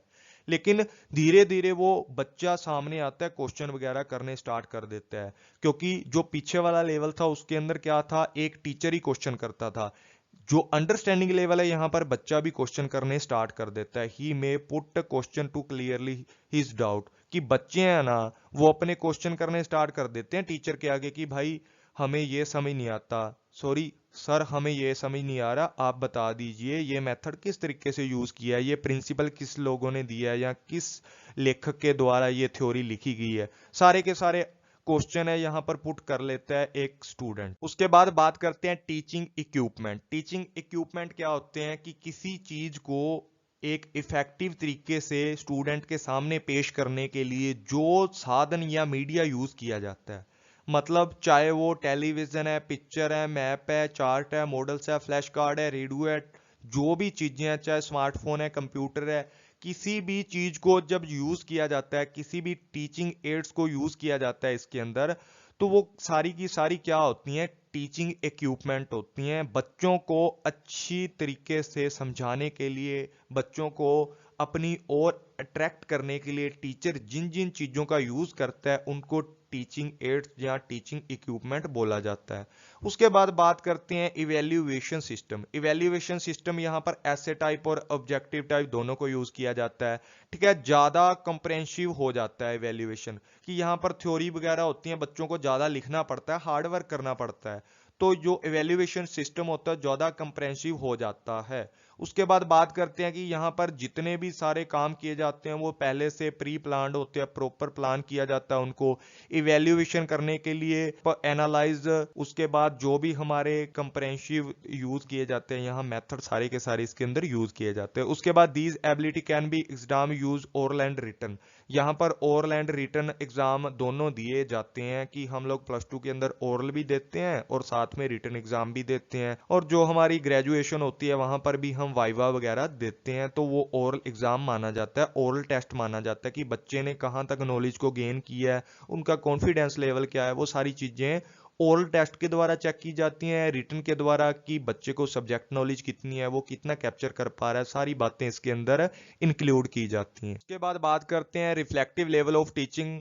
जिसको RLT बोला जाता है। थर्ड लेवल है ये टीचिंग लेवल्स में से हमारा, जिसको हंट के द्वारा डेवलप किया गया है। तो this level is the highest and most practical level of teaching, इसको मोस्ट प्रैक्टिकल लेवल बोला जाता है। सबसे हाईएस्ट लेवल होता है हमारे टीचिंग लेवल्स में से मेमोरी लेवल और जो हमारा अंडरस्टैंडिंग लेवल है उनसे ऊपर का जो लेवल है, हाईएस्ट जो लेवल है और मोर प्रैक्टिकल जो लेवल है उसको बोला जाता है रिफ्लेक्टिव लेवल। इसको इंट्रोस्पेक्टिव लेवल भी बोला जाता है। ये बात आप लोगों ने याद रखनी है कि इसको इंट्रोस्पेक्टिव लेवल भी बोला जाता है, जिसके अंदर क्या किया जाता है कि जो हमारी थिंकिंग होती है किसी भी चीज के बारे में, समथिंग, कोई भी चीज हो उसके बारे में डीपली सोचना क्या होता है, इंट्रोस्पेक्टिव बोला जाता है। किसी टर्म के बारे में बिल्कुल डीप में जाकर हम लोग जब बातचीत करते हैं, उसकी खोजबीन करते हैं, तो उसको बोला जाता है इंट्रोस्पेक्टिव। उसके बाद बोला जाता है reflecting on something, meaning giving careful, thoughtful या something over a period of a time. It also mean think deeply about the something. तो हम लोग बात करते हैं कि रिफ्लेक्टिव लेवल में हम लोग क्या करते हैं, एक केयरफुली इन्वेस्टिगेशन करते हैं। एक केयरफुली इन्वेस्टिगेशन करने के बाद हम लोग क्या करते हैं, किसी भी चीज को डीपली थिंक करते हैं, उसके बारे में सोचते हैं एक टाइम ऑफ पीरियड के अंदर। मतलब हम लोग जब PhD करते हैं तो PhD का जो लेवल होता है वो कौन सा होता है, PhD का जो लेवल होता है रिफ्लेक्टिव लेवल होता है। हम लोग क्या करते हैं, एक टॉपिक को चूज कर लेते हैं PhD में, उसके बारे में रिसर्च करना स्टार्ट कर देते हैं और उसके लिए हम डीपली सोचना स्टार्ट कर देते हैं। उसके लिए सारी की सारी जितनी भी फैक्ट होते हैं, जितनी नॉलेज होते हैं, जितने प्रिंसिपल होते हैं, हम लोग क्या कर लेते हैं, इकट्ठे करके हमारी रिसर्च के अंदर डाल देते हैं। तो इसका मतलब ये है कि केयरफुली इन्वेस्टिगेशन करते हैं, केयरफुली थॉटफुल इसके अंदर काम किया जाता है, सारा का सारा मोस्ट थॉटफुल लेवल इसको बोल दिया जाता है। इसको हाईली थॉटफुल या मोस्ट थॉटफुल लेवल भी बोला जाता है। A student can be attain this level only after going memory and understanding level. इस लेवल पर कब पहुंचा जा सकता है, PhD पर कब पहुंचा जा सकता है, रिफ्लेक्टिव लेवल पर कब बच्चा स्टैंड करने लग जाता है, जब वो मेमोरी और अंडरस्टैंडिंग लेवल को इजीली कवर कर ले या उनको धीरे धीरे स्टेप बाय स्टेप फॉलो करके, जितने उसका मेमोरी लेवल कंप्लीट करने के बाद अंडरस्टैंडिंग लेवल कंप्लीट करके, सारी की सारी जैसे हम लोग बोलते हैं ग्रेजुएशन करके, पोस्ट ग्रेजुएशन करके, उसके बाद हम लोग क्या करते हैं, PhD में एडमिशन लेते हैं या PhD करने के लिए एलिजिबल हो जाते हैं। उसके बाद बात करते हैं teaching at the reflective level enable the student solve real life problem या real problem of life at the this level. Student made face a real problematical situation, कि जो भी हमारी प्रॉब्लम होती हैं वो रियल लाइफ से क्या होती हैं, रिलेटेड होती हैं, जिनको एक स्टूडेंट क्या करता है, सोल्व करता है। जो भी हमारी प्रॉब्लम्स है, जैसे फिलहाल में जो मोस्ट प्रेफरेबल एग्जांपल मैं आपको बता देता हूं, कोरोना वायरस चल रहा है। तो कोरोना वायरस चल रहा है तो ये हमारी जो क्रिटिकल सिचुएशन है, जो हमारी रियल लाइफ की प्रॉब्लम है, इसके ऊपर लोग क्या कर रहे हैं, रिसर्च कर रहे हैं। तो जो लेवल है वो कौन सा है, रिफ्लेक्टिव लेवल है। यहाँ पर कि कोरोना वायरस के लिए जो रिसर्च की जाती है, उसकी जो एंटीडोज बनाए जा रहे हैं या उसके लिए जो वैक्सीन तैयार की जा रही है, वो क्या कौन सा लेवल है, रिफ्लेक्टिव लेवल है। और किसके द्वारा तैयार की जा रही है, जो बड़े बड़े MBBS डॉक्टर हैं या जिन लोगों ने PhD की हुई है, ठीक है, वो सारे के सारे यहाँ काम करते हैं। उसके बाद बात करते हैं the student by understanding the situation and use the critical ability success in the solve the problem, कि यहाँ पर क्या किया जाता है, जितनी भी क्रिटिकल एबिलिटी होती है, आलोचनात्मक शक्ति होती है, या हमारे दिमाग की जो मतलब नॉलेज होती है, जो आज तक हम लोगों ने कैप्चर की हुई है, उस सारी की सारी नॉलेज को अपनी अंडरस्टैंडिंग को यूज करके जितनी भी प्रॉब्लम्स होती हैं उनको सॉल्व करने में एक क्या हो जाता है, छात्र या एक स्टूडेंट सक्सेस प्राप्त करता है या सफलता प्राप्त करता है। उसके बाद बात करते हैं at this level emphasis is laid to identify the problem, identify at the finding solution to it। कि कोई भी हमारे सामने इस लेवल पर कोई भी प्रॉब्लम होती है, at this level emphasize to laid on identifying the problem। पहले तो प्रॉब्लम को आइडेंटिफाई किया जाता है, उसके बाद जो भी है उसकी डेफिनेशन वगैरह हम लोग ढूंढ लेते हैं कि ये प्रॉब्लम है, इसको ये बोला जाता है। जैसे खांसी जुकाम से कोरोना चला था, तो हम लोग पहले तो उनके सिम्टम ढूंढ लेते हैं कि ये किस प्रॉब्लम से रिलेटेड है, उसके बाद उसका सोल्यूशन ढूंढने की कोशिश करते हैं। लेकिन जो रिफ्लेक्टिव लेवल है इसके ऊपर क्या किया जाता है, पहले तो प्रॉब्लम खुद से डिसाइड कर लेनी है कि हमारी जो सोसाइटी है, हमारा जो देश है वो अनएम्प्लॉयमेंट से जूझ रहा है, तो ये किस तरीके से खत्म की जाएगी। पहले प्रॉब्लम लिख दी हम लोगों ने कि इतने सारे लोग हैं जो ये अनएम्प्लॉयमेंट की प्रॉब्लम से मतलब जूझ रहे हैं, तो इनका सोल्यूशन क्या होगा कि नई इंडस्ट्रीज लगा देनी है या किस तरीके से इसको खत्म करना है, वो सोल्यूशन हम लोग उसके सामने दे देते हैं रिफ्लेक्टिव लेवल के ऊपर। उसके बाद बात करते हैं द स्टूडेंट और regional thinking and creative ability develop in the level. कि यहाँ पर स्टूडेंट है ना, वो अपनी ओरिजिनल थिंकिंग को यूज करता है। ओरिजिनल थिंकिंग जैसा बंदा होता है ना, वो कहीं से कोई नकल नहीं करता किसी चीज की, वो बंदा खुद के कंसेप्ट डेवलप करता है, खुद की एबिलिटी को यूज करता है, नई नई चीजों को क्रिएट करता है। वो कहाँ पॉसिबल है, वो रिफ्लेक्टिव लेवल पर पॉसिबल है। उसके बाद बात करते हैं the role of teacher in this level democratic. Democratic मतलब यहाँ पर सिर्फ टीचर एक बच्चे को गाइड करेगा, थोड़ा बताएगा, सारे का सारा काम जो क्या करता है, काफी सिक्रिया होता है यहाँ पर स्टूडेंट, सारा का सारा जो काम करता है मोस्ट थॉटफुल होता है यहाँ पर एक स्टूडेंट, क्योंकि उसने हर चीज को, हर लेवल को पार करके यहाँ तक पहुंचा होता है, उसने रियल लाइफ की जो सिचुएशन है उनको हैंडल करना सीखना होता है। तो यहाँ पर सारा का सारा जो वर्क है किसके द्वारा किया जाता है, एक स्टूडेंट के द्वारा किया जाता है। और यहाँ पर ना कोई जरूरत नहीं पड़ती बच्चे को बोलने की, फोर्सफुली काम करवाने की जरूरत नहीं पड़ती। He does not force knowledge on the student but develop in their talent and capacities. यहाँ पर बच्चे की टैलेंट और कैपेसिटी को तो डेवलप किया जाता है, लेकिन बच्चों को फोर्सफुली पढ़ाया नहीं जाता, क्योंकि बच्चा जब पीएचडी लेवल पे है उसको पता है अभी मैंने अपनी रिसर्च कंप्लीट करनी है, मैंने अपने नाम के आगे डॉक्टर लगवाना है, तो वो बंदा खुद ना खुद अपने इंटरनल मोटिवेशन से काम करना स्टार्ट कर देता है। बस टीचर उस टैलेंट को लोगों के सामने लाने के लिए उसकी रिसर्च को पब्लिश करने में उसकी हेल्प करता है। उसके बाद बात करते हैं reflective level of teaching is that which is problem centric and student is busy in original imagination. कि यहाँ पर बात करते हैं कि जो रिफ्लेक्टिव लेवल होता है ना, यहाँ पर प्रॉब्लम सेंट्रिक जो लेवल होता है, ये जो रिफ्लेक्टिव लेवल होता है इसको प्रॉब्लम सेंट्रिक बोला जाता है। मेमोरी लेवल को क्या बोला जाता है, सब्जेक्ट वाला। और जो अंडरस्टैंडिंग होता है वो टीचर सेंट्रिक होता है। जो रिफ्लेक्टिव होता है वो क्या होता है, प्रॉब्लम सेंट्रिक। तो यहाँ पर बच्चा क्या करता है कि सारी जितनी भी प्रॉब्लम्स होती हैं उनको सॉल्व करने में अपने आप को बिजी रखता है और ओरिजिनल इमेजिनेशन करता है। वो सपनों की जिंदगी में नहीं जीतता, वो ड्रीम्स लाइफ में नहीं जीतता, वो क्या करता है रियल लाइफ में जो प्रॉब्लम्स आती हैं ना उनका सामना करता है, उन प्रॉब्लम को सॉल्व करना सीखता है, उसको ही रिफ्लेक्टिव लेवल बोला जाता है। उसके बाद बात करते हैं objective of reflective level of teaching. कि हमारा जो रिफ्लेक्टिव लेवल है इसके किस किस तरीके के ऑब्जेक्टिव होते हैं। तो सबसे पहले क्या होता है कि to develop insight into learner to solve problem. कि यहाँ पर बच्चा क्या करता है, अभी जो भी उसके सामने प्रॉब्लम्स आती हैं, जो आज तक बच्चे ने सीखा है, उस सारी नॉलेज का यूज करता है बच्चा, और जो प्रॉब्लम्स आती हैं उनको सॉल्व करना स्टार्ट कर देता है। और यहाँ पर क्या होता है, to develop rational and critical thinking in the student. Student के अंदर सोचने की विवेकता बोलते हैं ना जिसको, बुद्धिमती रैशनल होती है जो चीज, बंदा अपनी सोच को इस तरीके से डेवलप करता है कि वो इस तरीके से सोचे कि उसकी जो सामने प्रॉब्लम्स है उसको एक एफिशिएंट तरीके से सॉल्व कर पाए। रैशनल थिंकिंग का यूज करता है, क्रिटिकल थिंकिंग का यूज करता है, ताकि जो भी प्रॉब्लम्स है उसको इजीली सॉल्व कर सके। To develop the ability of independent thinking and decision making in the student. और यहाँ पर ना स्टूडेंट के पास एक इंडिपेंडेंट मतलब आजादी होती है। एक स्टूडेंट होता है पहली क्लास से लेकर 5वीं तक, भाई टीचर पीट के रखता है उसको, बेटा इधर बैठ, वो नहीं बैठता तो उसके लगती हैं। और +2 तक क्या होता है, जब 6 क्लास से लेकर +2 तक, वहां पर भी टीचर पीटता है। वहां उनके पास खुद की आजादी नहीं होती। पानी पीने भी जाना है तो टीचर से पूछ के जाना है कि सर पानी पीने जाऊं।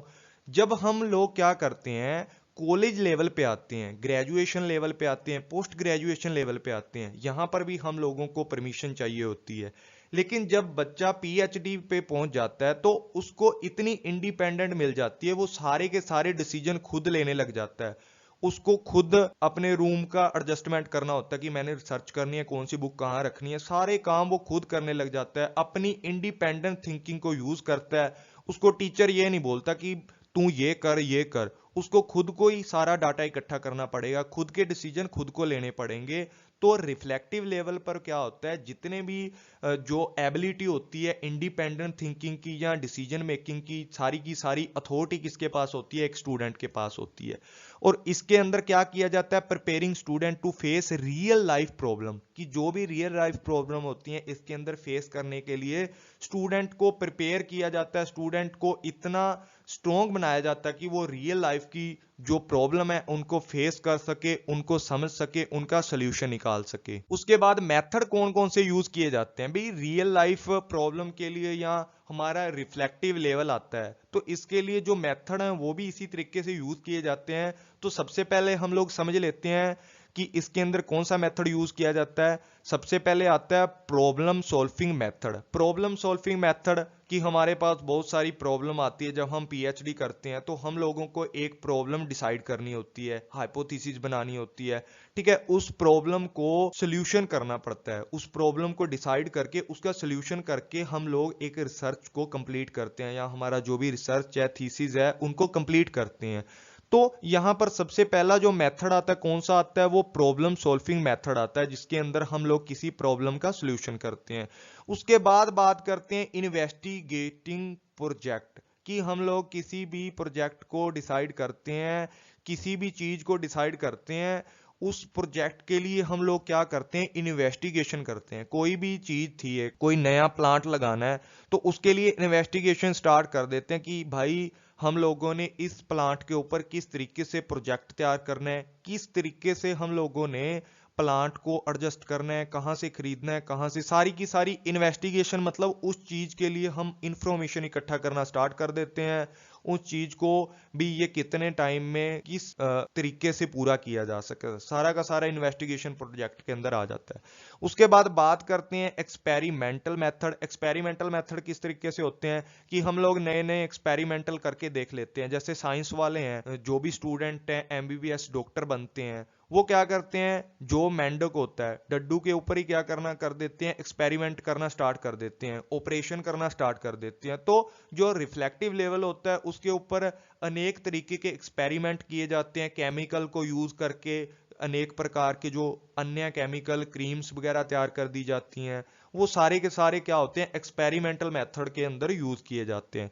उसके बाद बात करते हैं कि inquiry oriented method. Inquiry oriented method कौन से होते हैं, कि इंक्वायरी ओरिएंटेड मेथड के अंदर हम क्या करते हैं, कोई भी प्रॉब्लम है, कोई विलेज था उसके अंदर बहुत सारी पानी की प्रॉब्लम थी कि वहां पानी अच्छा नहीं है, तो हम लोग पूछताछ करना स्टार्ट कर देते हैं, भाई पानी क्यों नहीं अच्छा, यहाँ का क्या प्रॉब्लम है। और हम लोग क्या कर देते हैं, उस प्रॉब्लम को सॉल्व करने के लिए लोगों से पूछताछ करते हैं, भाई आपको किस तरीके की फैसिलिटी चाहिए। तो सारी की सारी चीजें जो क्या होती हैं इसके अंदर रिफ्लेक्टिव लेवल के अंदर यूज होती हैं। उसके बाद बात करते हैं हमारी कि एनालिटिकल मेथड यूज किया जाता है। एनालिटिकल हम लोग किसी भी तरीके से जो हमारे शेयर वगैरह यूज करते हैं मार्केट के अंदर, तो वहाँ एनालिटिकल मेथड को यूज किया जाता है, जिसको स्पेकुलेशन बोल देते हैं, वहां पर भी एनालिटिकल मेथड यूज किया जाता है। मतलब किसी भी चीज को समझने के लिए हम लोग 2-4 सालों का जो कंपेयर करके देखते हैं, 2-4 सालों का जो कंपैरिजन करके देखते हैं, जिसके अंदर हम लोगों को पता लग जाता है कि पहले जो डिमांड थी इतनी थी, आने वाले टाइम में इतनी कम हो गई है, तो क्या आने वाले टाइम में डिमांड बढ़ेगी। जो एस्टिमेशन लगाया जाता है एनालिटिकल मेथड को वहां यूज किया जाता है। उसके बाद बात करते हैं ह्यूरिस्टिक मेथड। ह्यूरिस्टिक मेथड क्या होता है इसको हम अगले पेज पर समझते हैं। ह्यूरिस्टिक मेथड क्या होता है कि हमारे सामने एक अप्रोच या एक टेक्निक की तरह काम करता है ह्यूरिस्टिक मेथड, जिसके द्वारा हम पता कर सकते हैं, जैसे हमारे सामने ये मैंने पिक्चर एक ह्यूरिस्टिक मेथड की दिखाई है जिसके अंदर रिप्रेजेंटिव कर रहा है ह्यूरिस्टिक मेथड को, कि हम लोगों ने 4-5 प्लांट देखे, दरख्त देखे या वृक्ष देखे, तो ये वृक्ष ऐसा था, ये ऐसा था, ये ऐसा था शेप में। तो हम लोगों ने एक पांचवा जो प्लांट था वो देखा, तो हम लोगों ने हमारे माइंड के अंदर एक कोग्निटिव माइंड के अंदर या हमारे माइंड के अंदर एक चीज डेवलप होगी कि अगर हम लोग ऐसी चीज देखेंगे जो ऐसे ग्रीन रंग के उसके लीव्स होंगी, पत्ते होंगे, और नीचे से जो ब्राउन कलर का उसका तना होगा, तो वो एक प्लांट होगा। तो हम लोग क्या करते हैं, हर चीज को जो पहले की प्रॉब्लम्स होती हैं उन चीजों को, जो हमारा पास्ट का एक्सपीरियंस है, उन चीजों को ध्यान में रखकर जो आने वाले टाइम के लिए या जो हमारे सामने प्रॉब्लम्स हैं, जो हमारे गोल्स हैं, उनको अचीव करने के लिए जब यूज करते हैं, रैशनल थिंकिंग को यूज करते हैं, क्रिटिकल थिंकिंग को यूज करते हैं, पुरानी जो हमारी नॉलेज होती है, प्रायर नॉलेज को यूज करके हम लोग नई चीज के बारे में जब ऑब्जर्वेशन करते हैं, ह्यूरिस्टिक मेथड उसको बोला जाता है। उसके बाद बात करते हैं कि classroom implication of teaching at the reflective level, कि रिफ्लेक्टिव लेवल पर किस तरीके की हमारी जो टीचिंग होती है या किस तरीके से क्लासरूम एडजस्टमेंट होती है इसके अंदर। तो सबसे पहले जो रिफ्लेक्टिव लेवल होता है, क्लासरूम का एटमॉस्फेयर होता है वो बिल्कुल फ्री होता है, स्वतंत्र होता है। यहाँ स्टूडेंट फ्रीडम होता है, वो किसी भी तरीके से फ्रैंकली अपने टीचर से बात कर सकता है और वो म्यूचुअल इंक्वायरी भी कर सकता है, अपने टीचर से बातचीत कर सकता है कि सर मुझे आगे क्या करना चाहिए, किस तरीके से रिसर्च करनी चाहिए। तो वो क्या होता है, रिफ्लेक्टिव लेवल के ऊपर होता है। उसके बाद बात करते हैं रिफ्लेक्टिव लेवल टीचिंग के अंदर क्या होता है, कि जो भी हम resembles the method of scientific inquiry, कि हम लोग क्या करते हैं यहाँ पर जो भी काम करते हैं वो एक मेथड के अकॉर्डिंग करते हैं। जैसे पहले हम लोगों ने रिसर्च की कोई भी प्रोसेस समझी है, तो रिसर्च की प्रोसेस को अब इम्प्लीकेशन करना है, पहले हाइपोथेसिस बनानी है, प्रॉब्लम डिसाइड करनी है, आइडेंटिफाई करनी है, रिसोर्स देखने हैं कौन से लेने हैं, डाटा कहाँ से इकट्ठा करना है, उसके बाद डाटे को किस तरीके से एनालाइज करना है, कौन कौन से मेथड यूज करने हैं, सारी की सारी जो काम है इसके अंदर जो रिफ्लेक्टिव लेवल में यूज किए जाते हैं और साइंटिफिक इंक्वायरी के द्वारा यूज किए जाते हैं। उसके बाद यहाँ क्या किया जाता है कि जो भी हमारी गलतियां होती हैं, कि यहाँ पर in the reflective level it is advisable to permit student to make mistake, कि यहाँ पर जो छात्र होते हैं वो जो भी गलतियां करते हैं, जो स्टूडेंट होते हैं वो किसी भी तरीके की गलतियां कर देते हैं, क्योंकि यहाँ पर जो भी एटमॉस्फेयर होता है, इन्वायरमेंट होता है क्लासरूम का, तो वो एकदम से फ्रीडम वाला होता है, कि स्टूडेंट के साथ टीचर है बहुत ज्यादा फ्रैंक होता है, तो स्टूडेंट ने छोटी मोटी जो मिस्टेक कर दी जाती तो उसके कान के नीचे नहीं आएगा। मतलब जो भी स्टूडेंट होता है ना, उसके साथ जो टीचर होता है एक फ्रैंक तरीके से रहता है, उसके साथ मारपीट नहीं की जाती जैसे छोटे बच्चों के साथ उनको डांट दिया जाता है। यहाँ पर ऐसा कुछ नहीं होता, एक फ्रीली जो इन्वायरमेंट यहाँ पर होता है। उसके बाद बात करते हैं कि यहाँ पर जो भी हमारे वातावरण होता है वो बिल्कुल फ्रीली होता है, ये तो बात मैंने बता ही दी है। उसके बाद इसके अंदर क्या होता है, ओपन माइंडेड होते हैं, जितने भी स्टूडेंट होते हैं सारे के सारे खुले विचारों वाले स्टूडेंट होते हैं। वो अपना जो क्लासरूम का इन्वायरमेंट है अपने अकॉर्डिंग बिल्ड करना स्टार्ट कर देते हैं, जैसा उनको स्टेबल लगता है ना कि मेरा ये फ्रेंड होना चाहिए, तो उनके साथ ही दोस्ती कर लेते हैं वो, क्योंकि उनको उनसे नॉलेज मिल रही होती है। तो यहाँ पर जो भी काम होते हैं स्टूडेंट अपने तरीके से करता है, और डेमोक्रेटिक लीडरशिप होती है। एक टीचर डेमोक्रेटिक लीडरशिप का रोल यहाँ पर होता है, बस टीचर का काम होता है कि बच्चों को प्रमोट करना है, किसी ना किसी तरीके से बच्चों को जो उनको गाइडेंस देनी है, और किसी तरीके का काम नहीं होता। बच्चों को नोट्स नहीं देगा टीचर, बच्चों को खुद नोट्स बनाने पड़ेंगे, अपने खुद के काम खुद करने पड़ेंगे। और यहाँ पर क्या होता है कि बच्चों को एनकरेज नहीं किया जाता कि वो पार्टिसिपेशन करें या ना करें। ठीक है, यहाँ पर स्टूडेंट को खुद ही अंदर का जो कॉन्फिडेंस होता है, या एक ऐसा क्लाइमेट होता है कि जो स्टूडेंट है खुद ब खुद पार्टिसिपेशन करना चाहता है अपने क्लास के इन्वायरमेंट के अकॉर्डिंग। उसके बाद बात करते हैं कि टीचिंग का जो लेवल है, रिफ्लेक्टिव लेवल है, यहाँ पर टीचर का क्या रोल होता है। यहाँ पर कोई भी डोमिनेटिंग या अथॉरिटेरियन जैसा रोल नहीं होता, किसी भी तरीके की अथॉरिटी अपने पास नहीं रखता टीचर। स्टूडेंट को एकदम फ्रीडम छोड़ देता है कि वो भाई अपना काम जैसे मर्जी तू कर, तेरे काम तू जाने अब, मतलब उसको एकदम से फ्रीडम कर देता है बच्चे को। उसके बाद यहाँ पर किसी भी तरीके का मेंटेनेंस वगैरह सारी की सारी एक स्टूडेंट को करनी पड़ती है। स्टूडेंट अपना सारा काम करता है, टीचर इस तरीके का कोई भी एक्टिविटीज नहीं करता, वो बस स्मूथली देखता रहता है किसी भी चीज को कि किस तरीके से जो हमारी टीचिंग लर्निंग की एक्टिविटी हैं उनको स्मूथली चलाने के लिए थोड़ा बच्चे को बता देता है कि किस तरीके से आपको आगे मेंटेन करना है। तो मतलब एक गाइडेंस दे देता है टीचर इसके अंदर, और कोई काम इसके अंदर नहीं करता। रोल ऑफ लर्नर, कि जो रिफ्लेक्टिव लेवल होता है वहां पर किस तरीके के रोल होते हैं एक लर्नर के, तो देख लेते हैं। The role of student is quite active, भाई बहुत ज्यादा एक्टिव होता है बच्चा, अपना भला बुरा सब कुछ जानता है यहाँ पर। मतलब एक तरीके से बच्चा खुद के लिए सब कुछ समझ सकता है, बच्चे को अपने करियर के बारे में नॉलेज होती है, वो बच्चा एकदम सीरियस होकर पढ़ता है और मोर एक्टिव होता है। जो भी चाहे वो लड़की है लड़का है, हार्ड वर्क करना स्टार्ट कर देते हैं क्योंकि उनको पता है सारा का सारा काम हम लोगों ने करना है। और जो भी लर्निंग है इंडिपेंडेंट हो जाती है, टीचर वहाँ कुछ नहीं कर सकता, सब कुछ बच्चों को करना होता है। यहाँ पर जो प्रॉब्लमेटिकल सिचुएशन होती है वो क्रिएट हो जाती है और बच्चे को उसको सॉल्व करना होता है। Proper direction, proper evaluation and proper atmosphere होता है यहाँ पर, क्योंकि बच्चे को सारे का सारा काम खुद करता है, वो प्रॉपर उसको डायरेक्शन उसका टीचर बता देता है। और इवेल्युएशन भी वो बच्चा खुद करता है, क्योंकि हम लोग कोई भी एग्जाम देते हैं, जैसे यूजीसी नेट का एग्जाम देते हैं, कोई भी एग्जाम देते हैं तो हम सेल्फ इवेल्युएशन करना स्टार्ट कर देते हैं। यहाँ पर प्रॉपर इवेल्युएशन हो जाता है, एटमोस्फेयर या इन्वायरमेंट हो जाता है यहाँ पर। और यहाँ टीचिंग इक्विपमेंट क्या क्या यूज होते हैं रिफ्लेक्टिव लेवल में, जो जो पिछले वाले में होते हैं वो इसमें यूज होते हैं कि भाई कोई भी मॉडल, चार्ट, मैप, पिक्चर और MP3 जो भी गाना वाना सुना के बच्चों को मूवी वूवी दिखा के समझा देते हैं, टीचिंग एड्स का यूज किया जाता है। लेकिन जो इवेल्युएशन सिस्टम है वो किस तरीके का यूज किया जाता है,